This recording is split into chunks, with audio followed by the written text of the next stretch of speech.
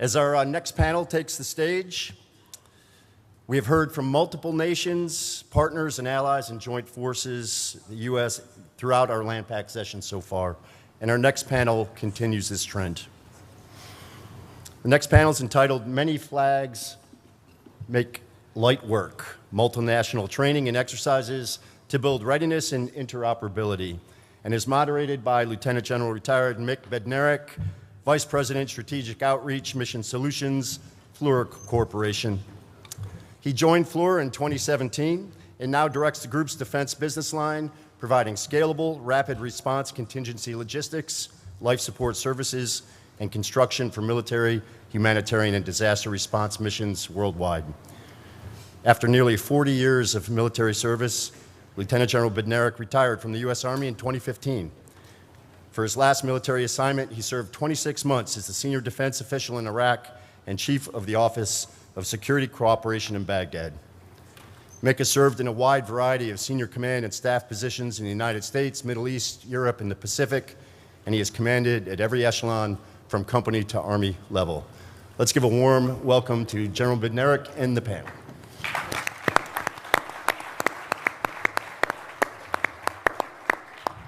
Hey, thanks, Jack. Can you all hear me back there in the $1 section? Yeah, and if you could have one of the teammates close at least one of the doors back there to keep the din of the noise and those are looking to find something else to eat from the trash can. Hey, ladies and gentlemen, thanks, and Jack again, thanks for the remarks in the intro. We've got an absolute all-star panel here, as most all of the other panels here in AUSA this week so far have been just absolutely superb. General Bob Brown reinforces and counsels me, all the time that I remain a lifetime member of AUSA. So for those in the audience that may not yet be a member, there's plenty of room in the middle aisle to roll over and knock out some push-ups on your way out to the lobby to sign up to be an AUSA member. But again, to everybody, this is a superb forum of professional discourse, of dialogue of professionals, not only those in uniform, but like me, those that used to be in uniform, but now support all of our joint forces, our multinational partners across all of the combatant commands, but especially here in the Indo-PACOM AOR, of which all of us are directly focused this year. Hey, many here are certainly familiar with, land forces, capabilities, readiness, and I would venture to say that a vast majority of people here in the audience more aligned with the tactical flow of things versus logistics or other domains. However, it's all about multinational partnerships. It's all about cultural awareness and understanding. It's about recognizing what is important to all of us as we continue to work through our member nations, multi-domain integration, multi-service, intergovernmental, all of those things that add to the unique complexity, specifically germane to this vast area and region we call the Indo-PACOM area of responsibility. And I think General Brown and some of the opening remarks, and certainly General Flynn highlighted yesterday, 28 plus international delegations are here. Everywhere, everybody from Algeria to Vietnam. I mean, pretty significant.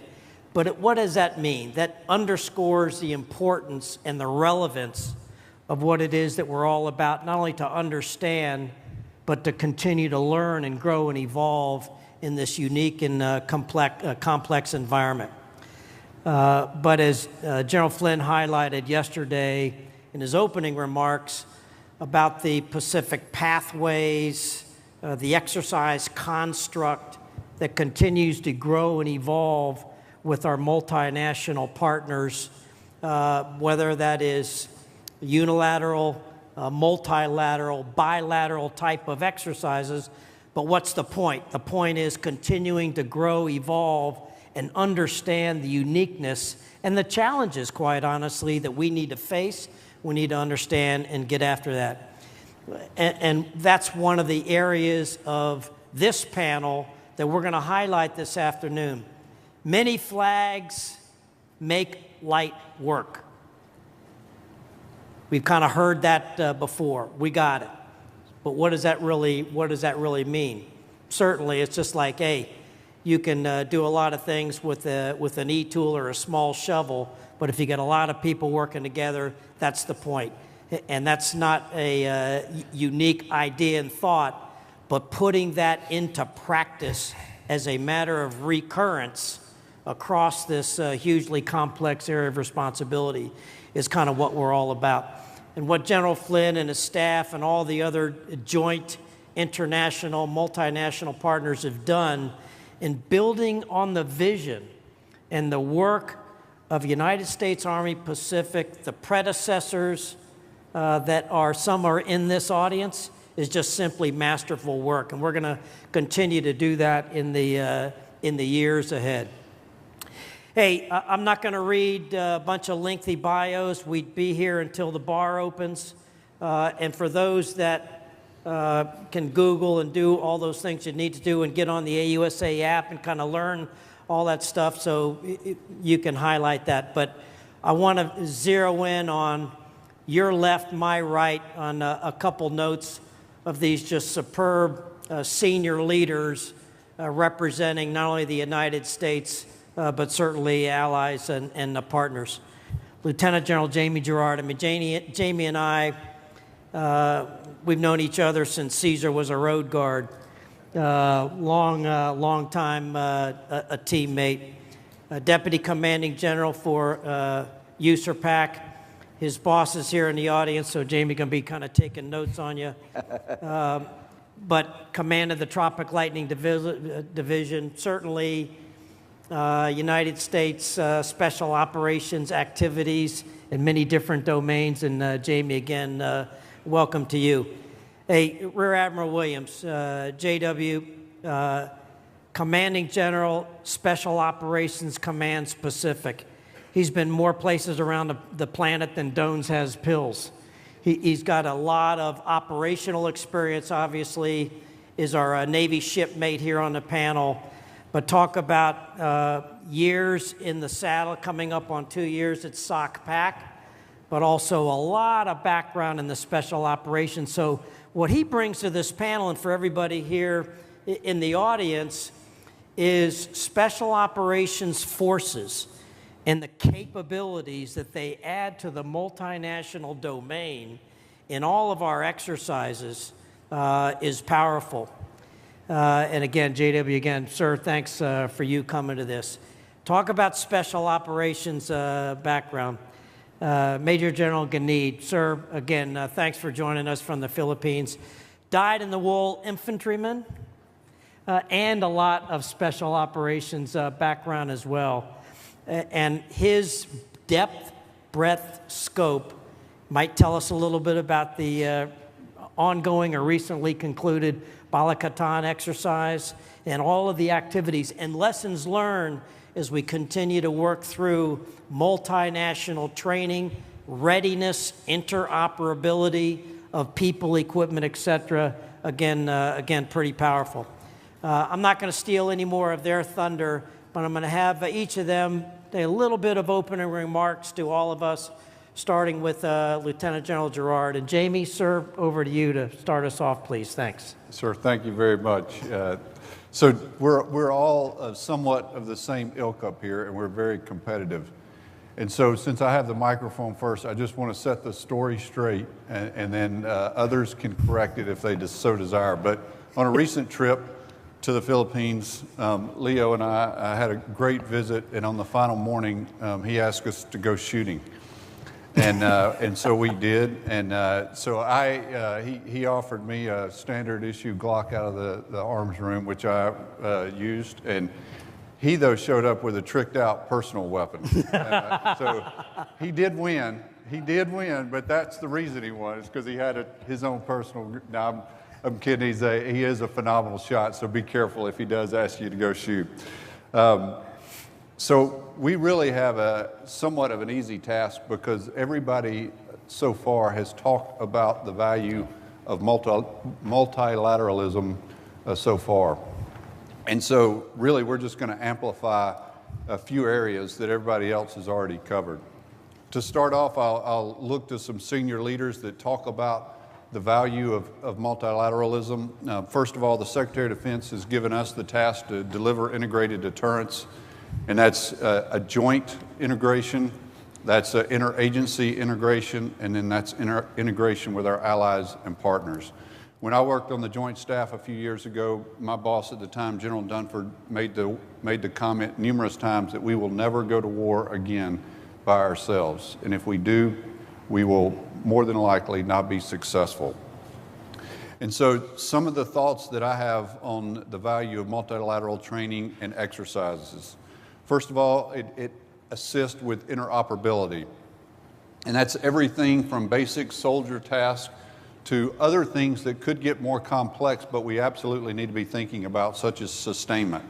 We're all pretty good when we focus on actions on the objective, but how do we make sure we have the operational and tactical endurance to fight on to further objectives? And some of those could be how we sustain our own forces, but how do we help each other in sustainment?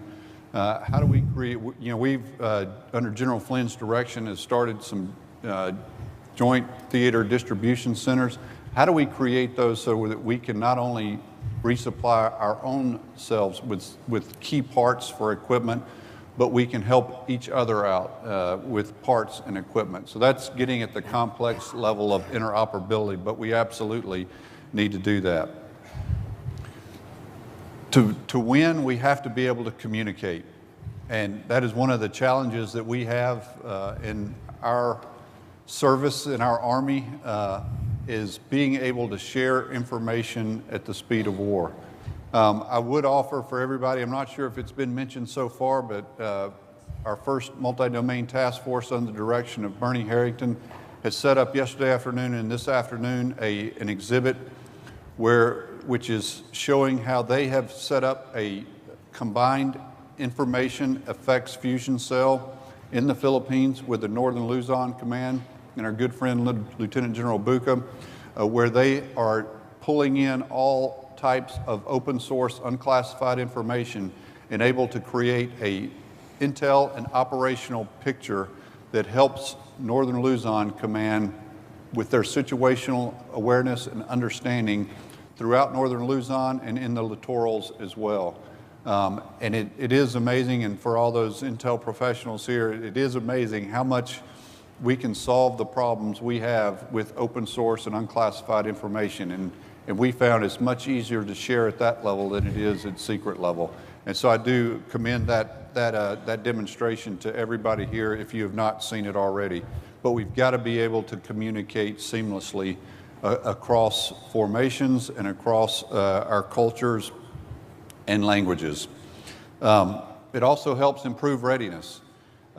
We, under General Flynn's direction, have stood up the Joint Pacific Multinational Readiness Center here in Hawaii and Alaska. We build readiness there, but we also have an exportable version of that we take into the region. 2 years ago, it was at Super Gruta Shield. Last year, it was at Talisman Sabre.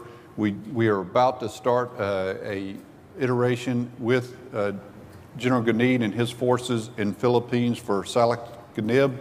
And so we are helping others understand how we train, and we're also learning how they train so that we can all build readiness together. As we increase the scope and scale of our exercises, which we've done pretty significantly ever since COVID ended. Once we started slow after COVID, where nobody went anywhere for a couple of years, but we started back, and then we've had some pretty significant increases over the last couple of years. And the trend seems to favor continuing to expand the scope and scale, the number of partner nations that are involved in every one of these events. And so as we can increase that complexity, that's also going to add to our readiness. You know, General Flynn talked about 2 years ago at this event that we focused on relationships. We were coming out of COVID. We hadn't some of those relationships had atrophied. But as we conduct these numerous exercises throughout every year, we are absolutely deepening relationships. I took a quick look. I don't think General Brunson's in the audience. If he was, I would not provide this next anecdote because it provides him a little kudos. But earlier this week, I think he pinned, or actually I'm sure his staff pinned it, and he just put his name on it, an article, but he talked about integrated assurance, a little bit of a different take on integrated deterrence. But I commend that article to you too, because there's nothing like the ability to show a commitment than soldiers that are training together wherever we have an exercise in the region. And then General Stewart earlier today talked about resolve, and that resolve leaning toward trust. And you can't, I had a boss that taught me a few years ago, you can't build trust overnight. It takes a while. And so that's another area that we will show vast improvement through increasing these multilateral exercises. And I'll pass it over to JW. Yeah, no, thanks, sir, appreciate that. Highlighting not only what we have heard so far in the conference to date, but all the exercises. We're going to talk a little bit more about that, of many flags making light work, readiness, training, interoperability, people, equipment, etc. Sir, over to you. Thanks. So on behalf of Sergeant Major Walt Zukowski and men and women of SOCPAC, first, very grateful for the opportunity to be here with you all today. When you walk in and you find family, and General Gerard, General Evans up on top of the mountain, Jay Bartholomew's, Jeff Van Antwerp, we were immediately embraced by the USERPAC team. Since taking over, it's continued to reinforce that necessity of jointness, but we're here talking today about multinational flags. And so in the 3,000-ish folks that we have fielded downrange, I checked the board this morning, in about 15 different countries. That fluctuates month to month based on exercises and training. It continues to reinforce that theme of finding familiar faces, generational relationships that the SOF community has built over multiple geographic regions, but that really are the essence of any success that we have in support of the Joint Force and more importantly, in support of our partners. The thing I'd ask you also to reflect on is it's just not the uniforms. Certainly it's our other governmental teammates, but even beyond that, as the challenges of the modern day battlefield or modern day crisis or modern day humanitarian assistance and disaster relief sites may reveal, it's just as many civilian partners and agencies that are out there that are absolutely crucial. And so if we start to consider the dynamics that make our theater unique, whether the population density, because while we take the crayon and carve it up and it's 52% of the world, many of our other geographic combatant command colleagues will say, well, you got a lot of water out there. Yeah, but we have 61% of the world's population, on the land that we do have. So that density is a factor that they don't contend with. The size of the armies in our part of the world, the dependency economically. So the reason I'm kind of ripping off a few of those things is that when we think of those many hands that make light work, there are other partners that we've got to be empathetic to be effective in what we're doing. So while SOF, in comparison, a very small percentage of the overall joint force, the overall international forces, we do realize there are unique opportunities that are presented to us in the sense of our ability to work in the seams sometimes lower visibility, sometimes because of sensitive policies, an opportunity to go hand in hand with partners to do things that a big gray ship or a big gray airplane may not be allowed to do. So we see that as a critical value proposition. And meanwhile, we do not see that we are on a trajectory, give it a timetable to a future conflict. We see that job number one is keeping the peace. And that's keeping the peace through the lens of the partner first and foremost. And so our ability to be effective in supporting the approach that is most necessary, whether that's from a budgetary perspective or a political and a diplomacy perspective, is the way that we approach each and every problem set in that 15 countries that we are persistently present in. I really was impressed with the number of topics that our last Australian teammate covered and that General Gerard has already covered. So I think that a lot of the themes and reinforcing messages we will get to and maybe push it over to the Q&A for some more depth. Yeah, no, thanks, JW. You kind of highlighted, and as I mentioned right up front, from Special Operations Command Pacific and Special Operations Forces overall, and certainly General Khalid and your background as well, just provide unique capabilities, not only to open doors, JW, as you kind of highlighted, but also providing that window and open those doors for other opportunities for the long-term future. Sir, thanks for that. General Khalid, sir, over to you.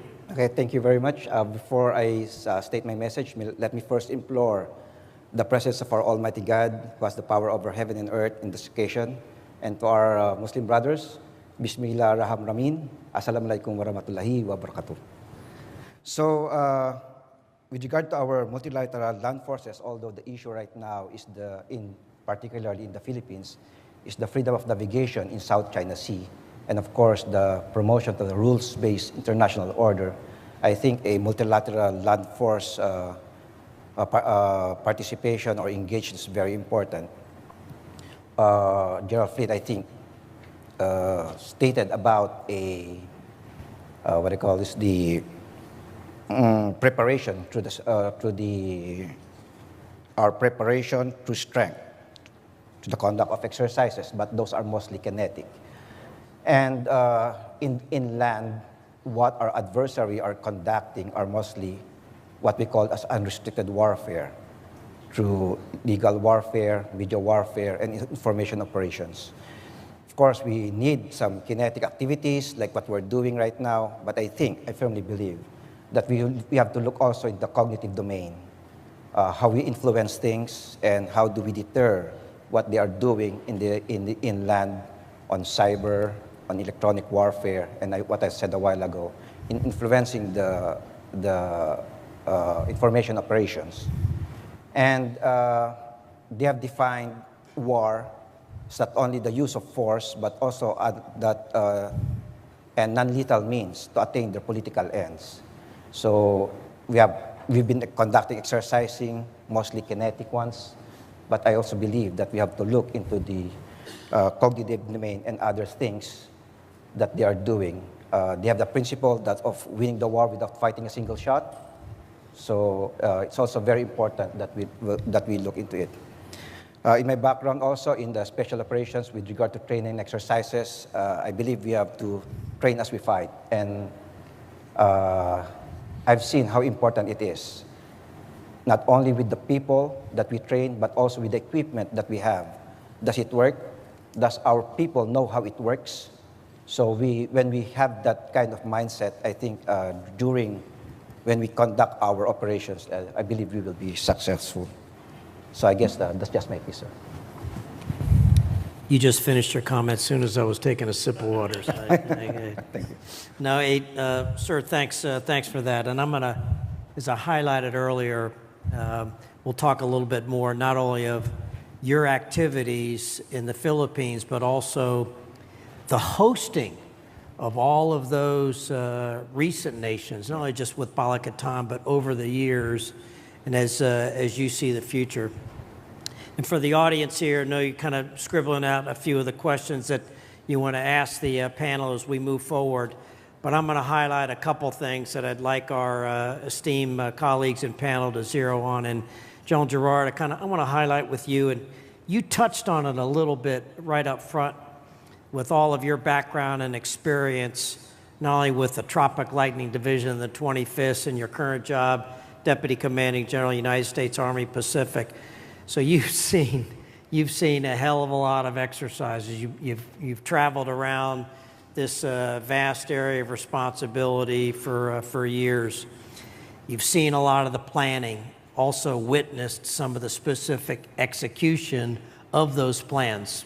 Some went according to plan, some not, but you adapt, adjust, overcome, and kind of work through that.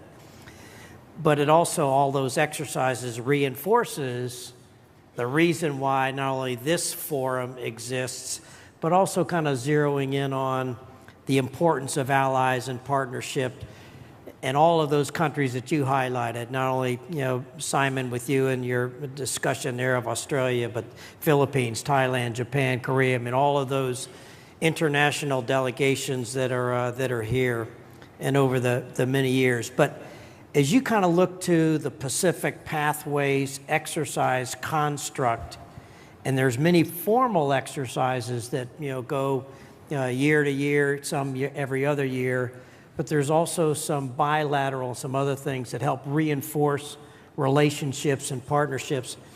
So how do we improve those as we move forward? How do we see the potential Pacific Pathways exercise construct evolve in the future? Your thoughts, sir? Well, thank you. And I think we've done a lot over the last 2 years to maintain a more persistent presence from our perspective inside the first and second island chain. And so that is how we would like to continue to improve upon Operation Pathways. In the Philippines, for instance, we have almost always had a bilateral exercise with the Philippine Army, which was SALAC-NIB, and then we've also had a joint exercise, which is Balakatan. Both our jointness with us and the jointness with the Philippine services, and then the other allies and partners that are there. And so what we've done is we've kind of broken SALAC-NIB in two, and so we do an iteration before, then we execute so SALAC-NIB 1, we execute Balakatan, and then we stick around in SALAC-NIB 2. We've done that in other countries as well, and so that helps us execute and get after more training objectives than we would be able to with the limited 2 or 3 week bilateral event, and then a 2 or 3 week multilateral and joint event.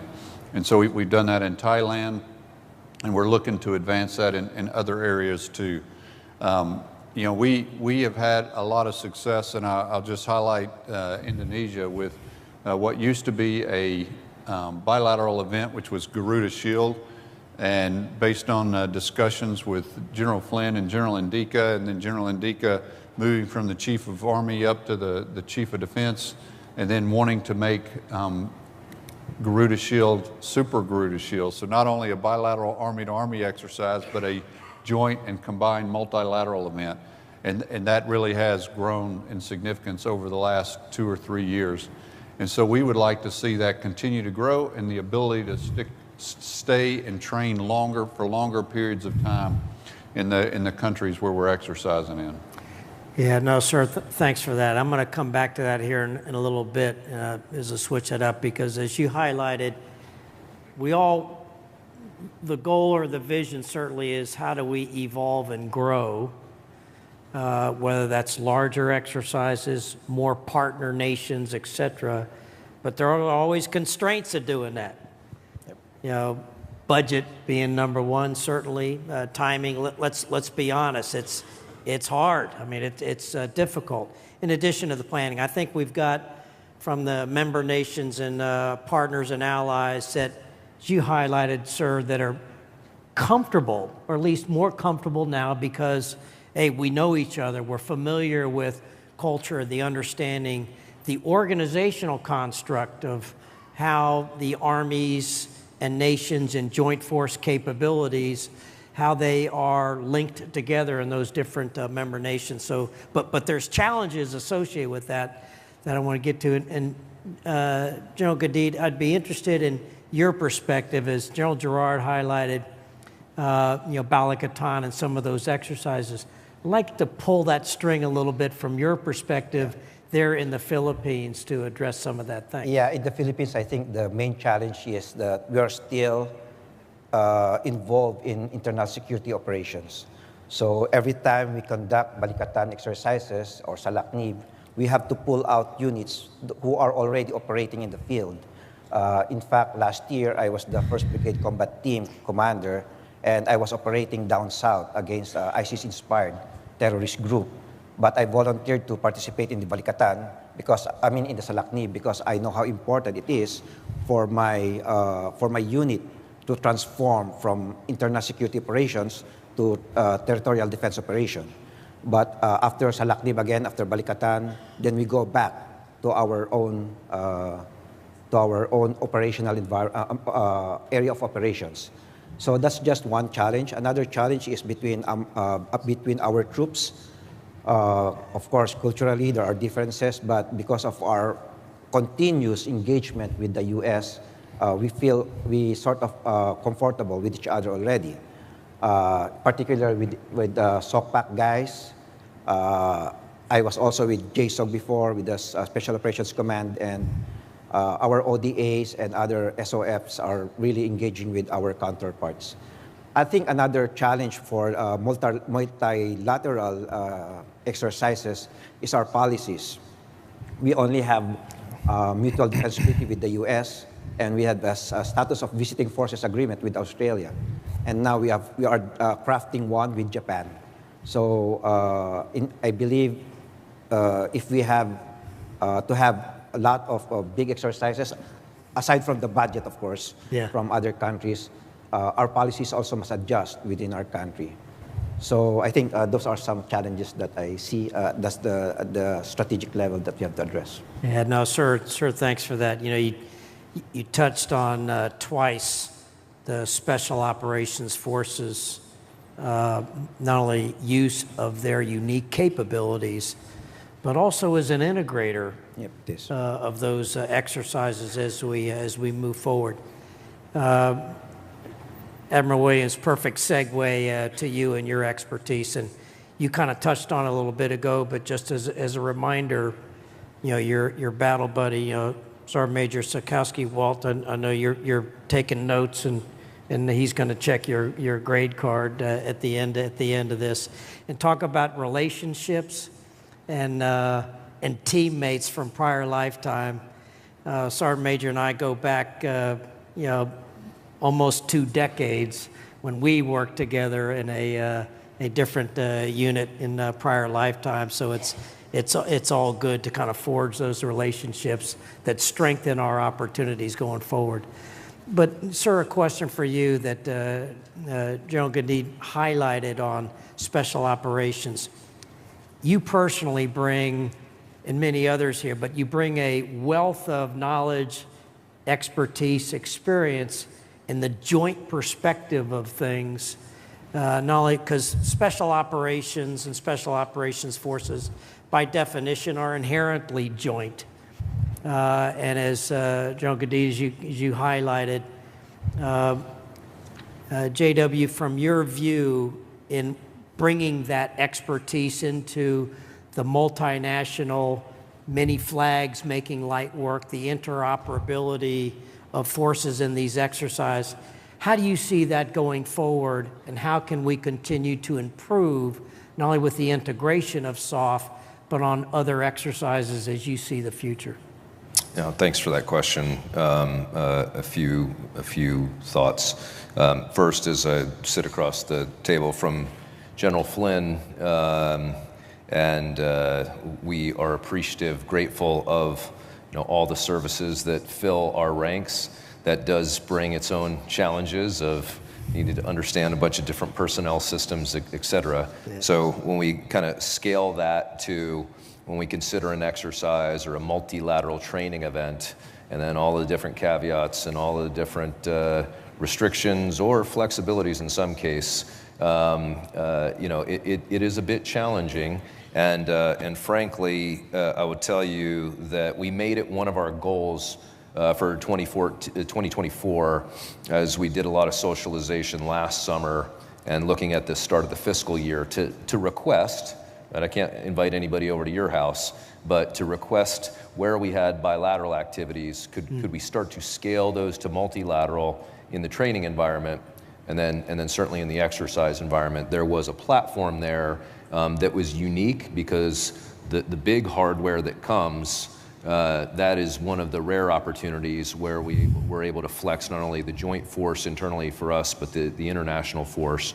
And so what we were encouraging is, could we even thicken through more soft multinational participation, those opportunities, because of how unique that was to work with our big Army, big Navy, big Air Force, Marine Corps counterparts during some of those exercises. Last week, General Fenton held the International Soft Week in Tampa. That's only once every 2 years. We had 25 separate engagements while we were there, and it was awesome to have the partners telling us that we needed to start doing more multilateral events. And that was not only for the training calendar, but also in the exercise domain.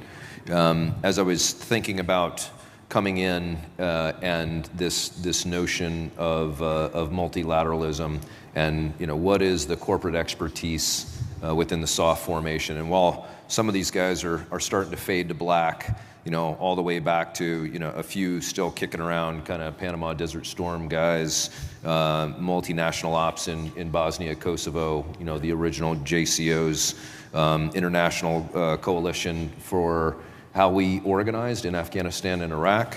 A lot of unfortunate recent experiences with non-combatant evacuation operations in many locations. And then all of the counter-terrorist activity ranging from the Philippines to Libya, Somalia, Yemen, Iraq, Afghanistan. That as kind of a bedrock of a foundation. As I envision every single one of those, it was never bilateral. It was always multilateral in every single one of those aspects, and it was also interagency. And so as we consider what that looks like to say whether our forces are prepared to react to the unknown in the future, that gives us a pretty good dance card in these exercises to be ticking off to step up to say we're ready. Because I think as we are observing out on some of the fields of conflict today, that dynamic is changing rapidly, and it will challenge some of our tried and true tactics, techniques, procedures, standard operating procedures that we've honed over the last couple decades together. But we're kind of at the elbow in the curve, if you will. Yeah, Admiral, thanks for that. I'm going to throw up a question to each of you, but it kind of ties a little bit, JW, what you mentioned about JIIM, Joint International, Intergovernmental, Multinational. And you touched on one of the challenges that a lot of us in our experiences have had of large-scale multinational type of exercises. How can we get more of our interagency partners involved and engaged with those? Sometimes that's just hard. I mean, where they come to the table, et cetera. State Department colleagues have stepped up a pretty good bit over the last couple of years. And I think we've grown and evolved not only in the United States, but also in our multinational partnerships in these exercises that we've highlighted. But General Gerard, be interested in your perspective and kind of teeing off the last question that you had of, you've seen a heck of a lot of these planning and execution of these things. But how do we get more of our interagency partners engaged and involved And is there a particular area of focus as we look not only to Pacific Pathways, but others as we move forward? And perhaps part of that is not just interagency, but hey, take a look at this audience. Who's sitting out here is our industrial base partners and engaging them as well. And General Gerard, be interested in your thoughts and perspective of that, of as we look to the longer term future, how do we see and perhaps more inclusivity of those types of exercises in the planning construct? Sir. Well, thank you. So a couple of different thoughts. So first, the industrial base, I think, is a little bit easier for me to answer from the standpoint of we've got a great group of innovators in all of the formations throughout USERPAC, and so wherever we go, whatever we're doing on Operation Pathways, we're trying to experiment as much as possible, and that's usually with the help of industry.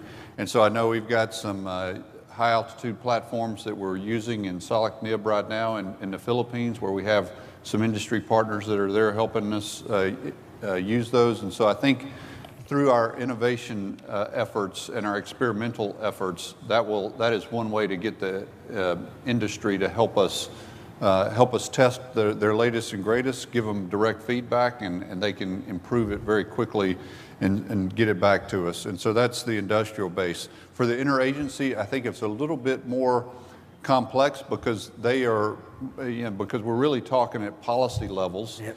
And so a lot of our exercises is at the tactical level. But I would say under General Flynn's direction, we've instituted or revamped the Unified Pacific Wargaming here in USERPAC. And the latest of those iterations this year we did include interagency partners. And one of them was a campaigning effort. And so we had a lot of our Defense and Army attachés that we pulled in from the embassies, but they also pulled in some of the political military members from their embassy teams into that discussion as well. And so it helped us. It helped us run a better exercise. It helped us appreciate the embassy's perspective, so the interagency perspective, and they also brought, it wasn't the same as having our partners there, but they brought a lot of the perspective from the partners that they understand deeper than we do from living in those respective countries. And so I'd say wargaming is a great way to continue to improve the interagency inclusion. Yeah, no, sir, thanks for that. General Ganita, I'd be interested in your perspective, and you kind of touched on one. I should have mentioned it earlier about wargaming, and as you highlighted, tabletop exercises where you kind of work through those interagency partners a little bit more, and kind of framing on the strategic context of challenges, et cetera, for the Indo-PACOM AOR. But sir, be interested in your perspective of those my partners. Perspective in coming up with a robust and responsive interagency is, let me share my experience with regard to our effort on the communist terrorist group in our country.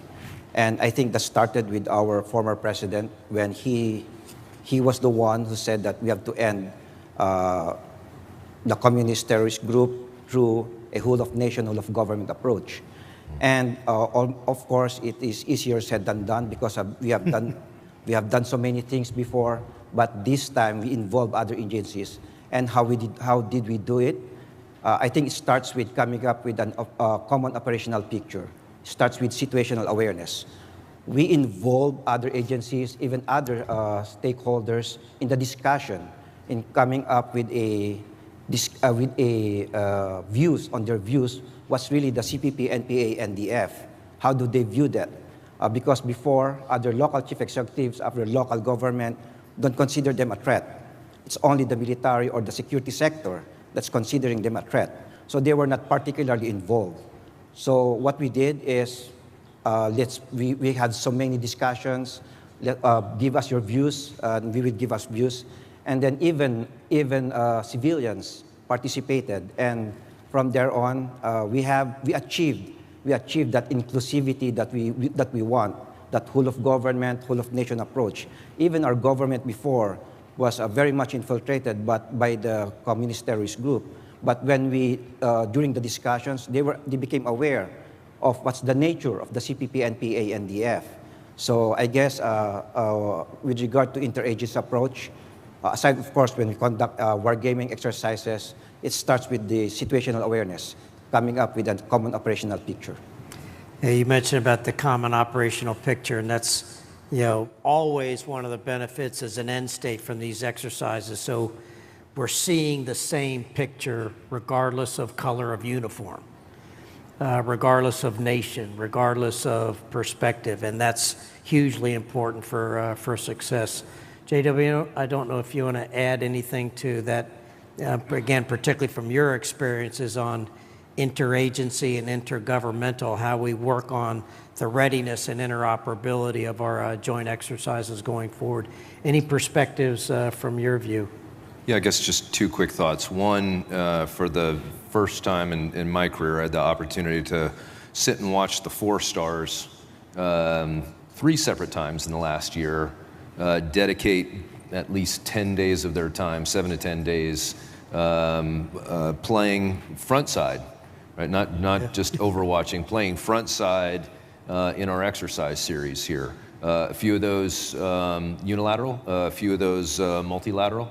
And the incorporation of their staffs, their expertise, which range some of our State Department experts, in addition to some advisors as ambassadors, giving us their perspectives as we worked our way through these scenarios that are the most extreme that we may be presented with, to gauge what's the readiness of the force, what are the things we have to be able to do multinationally, much less as a joint interagency domestic force. I would say there is that recurring challenge on sharing and the capacity to have that in place left of crisis. And that's everything from the policy aspects of it to the security aspects to the connectivity to be able to share that. So having the right pipes in place so that even if we have the authorization, we can tactically do that. And then the other ones that continue to present challenges for us multinationally, if not bilaterally, logistics, communications, just really big problems. And if we were to compare and contrast this theater versus some of the others, I think the enormity of the distance many times is not quite understood as it relates to our logisticians and what we're seeing in Ukraine and elsewhere in terms of the modern day challenges that can be presented to the tried and true means by which to communicate. No, thanks, JW. You I think you stole one of my 3x5 cards here, kind of highlighting about lessons learned, because we're going to get to that here in a minute. And General Ganid, I'm going to ask you about particularly the recent exercise, ongoing still with lessons learned, et cetera, in Balakatan. Huge exercise, just concluding and kind of working through that. What is it? Probably the 39th iteration, I think, of Balakatan. So talk about an enduring framework of opportunity as we've grown, not only with Pacific Pathways, but the member nations around the region. And walk us through, if you would, some of the key lessons learned and insights. How do we make it better going forward? So instead of the 39th, as we look to the 49th going forward of member nation partners, albeit there is constraints with not only space and numbers, et cetera. I think, what did we have? 16,000 total engaged people involved, member nations 14 plus, et cetera, for this year. Huge. I mean, that's powerful. So it just shows the evolution of how much stronger that we have gotten across the United States Army Pacific and the Indo-PACOM AOR with this exercise series and construct. But sir, I'd be interested in your perspective of not just the lessons learned, but how do you see the future? Yes, sir. Thank you very much, sir. With regard to this Balikatan, I think it really evolved already, because before we have focused so much on land, and We just conduct this Balikatan, in my view, because it's part of our mutual defense treaty that we conducted. But now, I think having a value, shared value that we want to project, and that is in the South China Sea, the freedom of navigation and the rules-based international order. And then so we involve even the Navy and the Air Force. So it's now joint and combined, aside from predominantly land force. But in the land force, during my time when I was involved with the actual exercises in Balikatan, I challenged our forces, and I said to them, in case war breaks out, or is there conflict in the tomorrow, do you think that we can fight with each other side by side? If not, then what should we do? And that's being interoperable. Are we interoperable with our communications? Are we interoperable with our TTPs? So we really have to work together, whatever we do. It's not just about providing SMEs anymore. It's about our forces side by side, conducting patrols, conducting other stuff that we should be doing together. And an observation during Balikatan is, in the planning process, I think we have to do better in the planning process. The U.S. forces is planning with their own, the Philippine forces planning on their own. I think there should be a combined planning, and there should be a combined command center. That's it, sir. Well, you hit on another thread. I think, General Gerard, you mentioned this a bit ago, but I'm going to go there now because you just kind of highlighted it.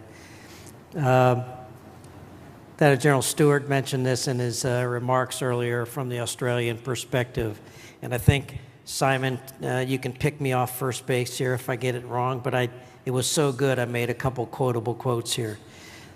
The distance, scale, magnitude, and tyranny of distance impacting regional support readiness and interoperability is breathtaking. So how do we get after the logistics and sustainment gap and the challenges associated with huge, breathtaking scope and magnitude and tyranny of distance? Not just as you highlighted, sir, but all of us here in the audience as we look to the longer-term future of these exercises. General Gerard, I'm going to turn it over to you first because you mentioned it, and I kind of scribbled it down here. I wanted to pull up General Stewart's quotable quote that I wrote down earlier. But, sir, go ahead. Be interested in your perspective. Together. Together. We got to figure it out together. We can't do it by ourselves. I mentioned earlier some of the thoughts that we have about, I think there's some good initiatives throughout the region of starting the process to figure out how we can co-produce equipment. Co-producing has multiple advantages, but one of those is that the parts are resident in the region, so if we break something, we don't have to ship it all the way from the United States to get it there to repair it. But also being able to, wherever we have large concentrations of equipment, we're looking to pre-position some of our stocks forward in the region. We have some already in Japan and Korea, but we've already got a little bit more in Australia, looking to increase that, and then also to put some in the Philippines.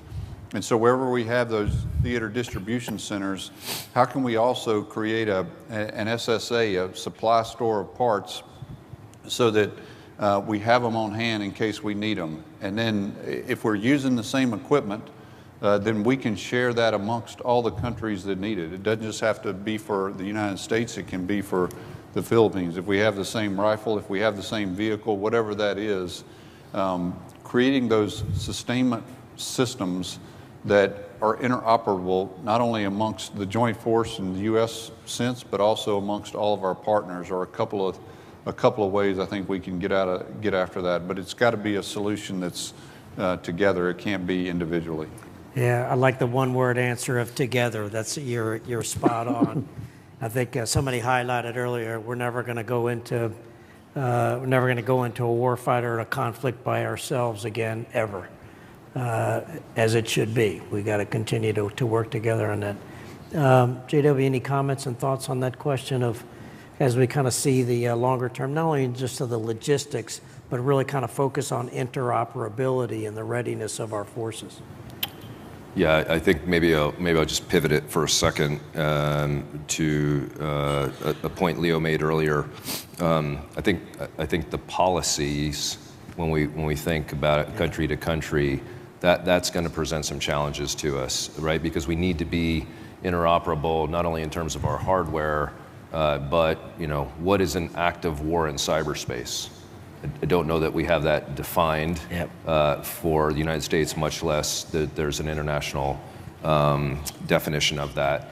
So cyber and space, both, and the activities that are happening in those domains, I think will challenge us from a policy perspective, and then hence an interoperability perspective with our partners, because that absolutely is at play now. Yeah, and Leo, you and I talked about the policy thing a little bit yesterday, so I'm going to spin from what JW highlighted on policy and the unique challenges that not only there in the Philippines, but for all of us has an impact as we look through that.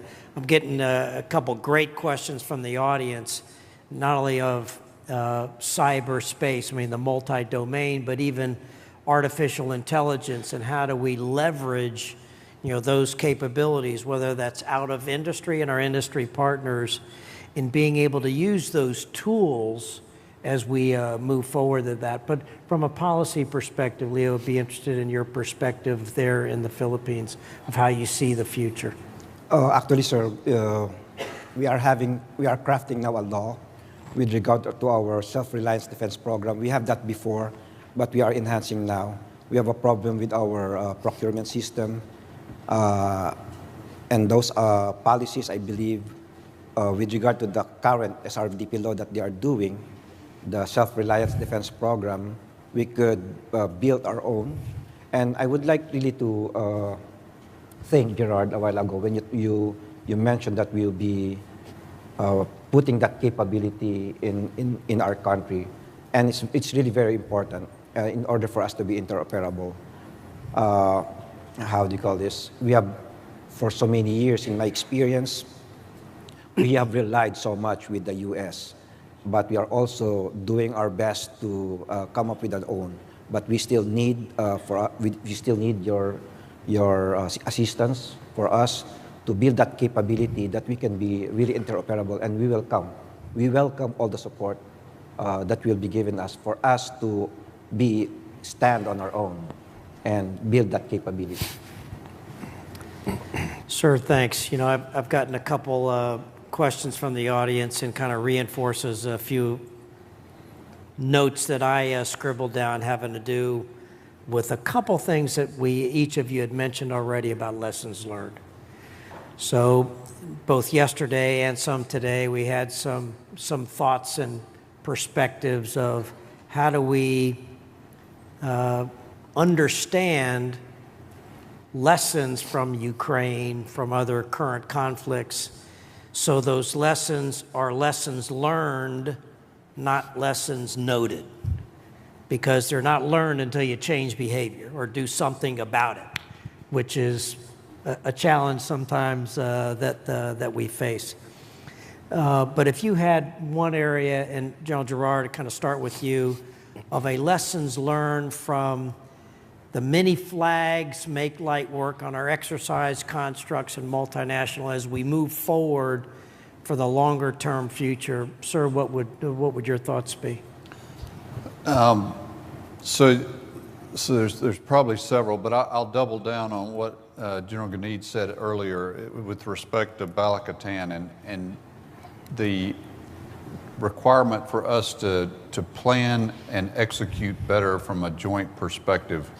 As I was visiting with Lieutenant General Buka, the NOLCOM commander, Northern Luzon commander last year, he was a little dissatisfied with the jointness of Balakatan from a little bit from the Philippine perspective, but also from the U.S. perspective. And so how do we, because the services, and we're all a little bit at fault, that we come together for a joint planning event, but then the Philippine Army and the U.S. Army and all the other armies go over here, the Navy goes over here, the Air Force goes over there, and then we come back together and we're doing things at the same time, but not necessarily under the same construct. And so how can we improve that wherever we are so that we are building the processes, one of the parts of interoperability, but the processes that enable a truly joint and combined at the operational level environment, just like we would execute whether it's a humanitarian disaster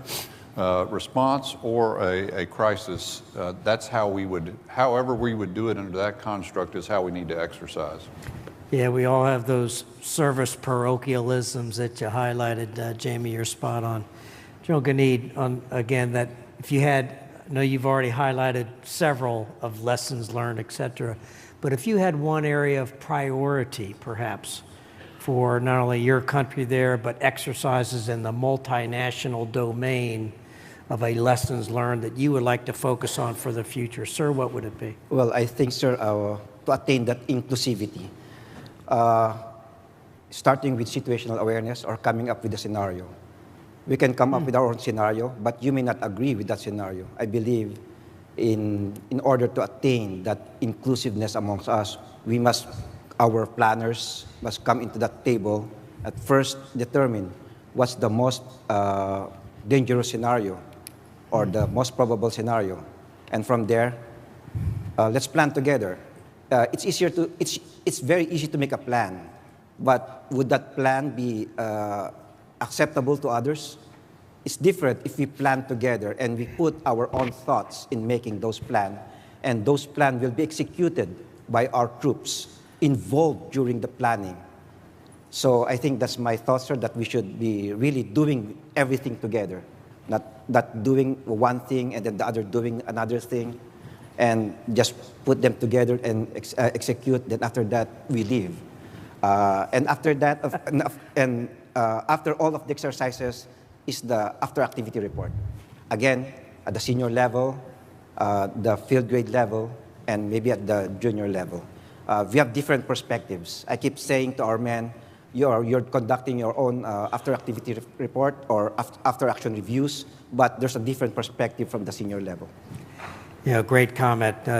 General Flynn and I, in a prior lifetime at the former Joint Warfighting Center, we used to work on exactly that, of the concept development conference, to work specifically on the scenarios.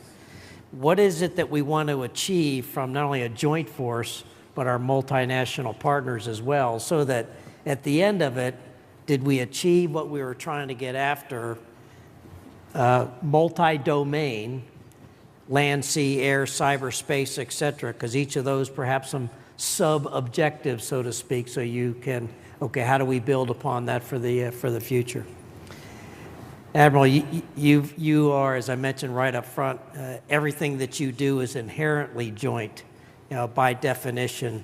So although there is some service parochialism, but what you do as a special operator is uniquely joint from an exercise design perspective. Be interested in, from a many flags make light work in the Indo-Pacific region of Special Operations Forces integration into those exercises, what would be your number one lesson learned as you kind of look to the future for exercise design?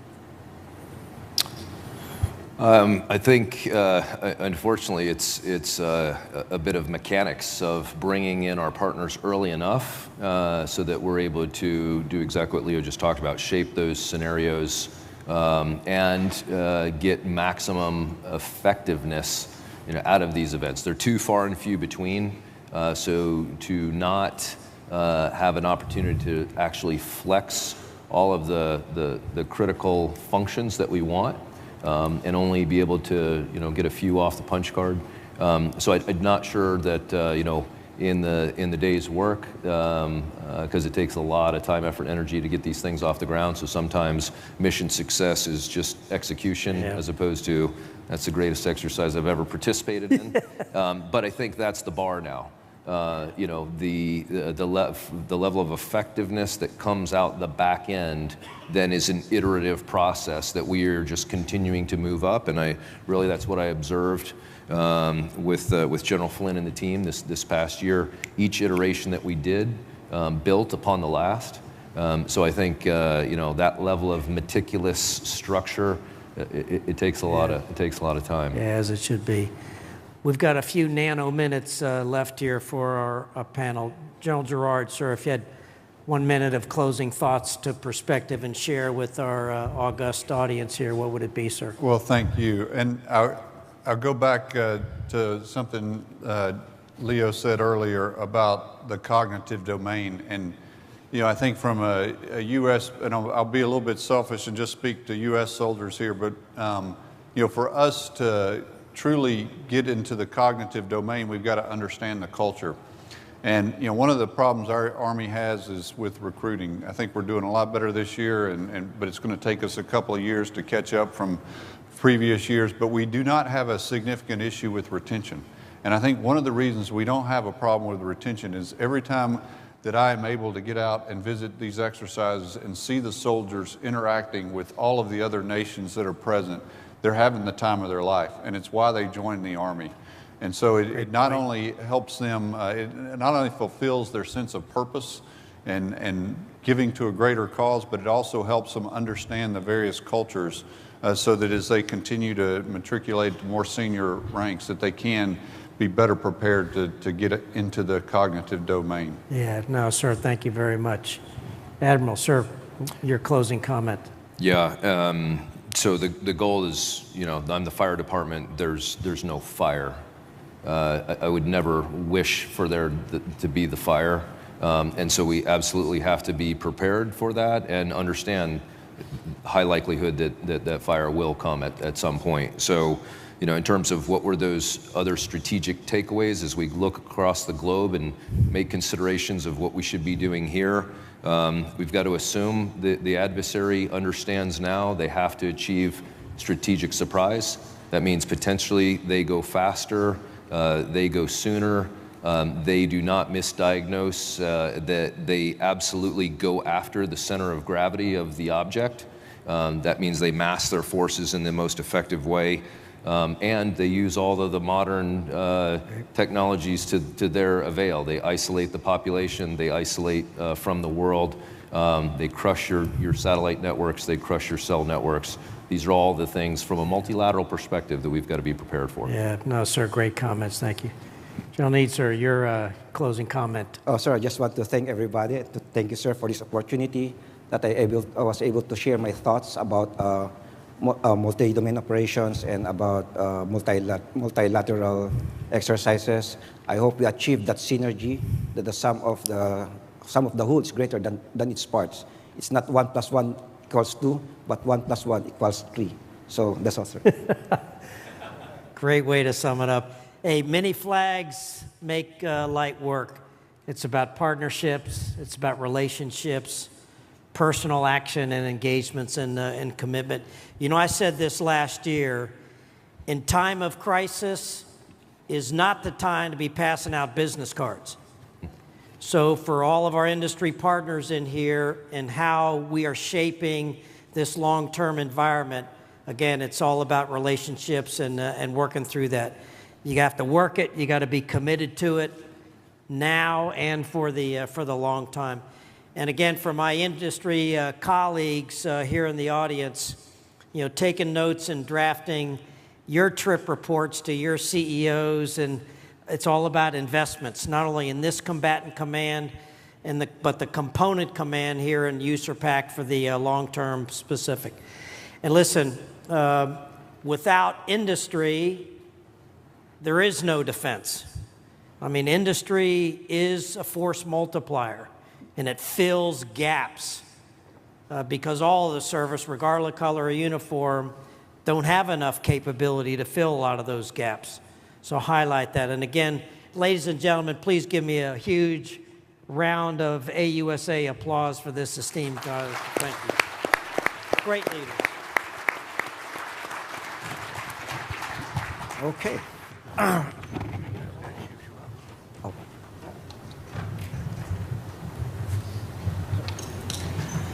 All right, folks, while they're getting that action shot there, what a great panel, and again, finishing up a tremendous second day. Hey, we're giving you a break tomorrow morning. You get to sleep in, all right? And 0800, breakfast will be in the exhibit hall. 0800, that'll be open. We'll start here at 0900. Again, you won't want to miss. Finish up strong. A couple great keynote speakers and panels and other events at the Commander's Corner as well. So we'll see you tomorrow morning. Have fun tonight. Aloha.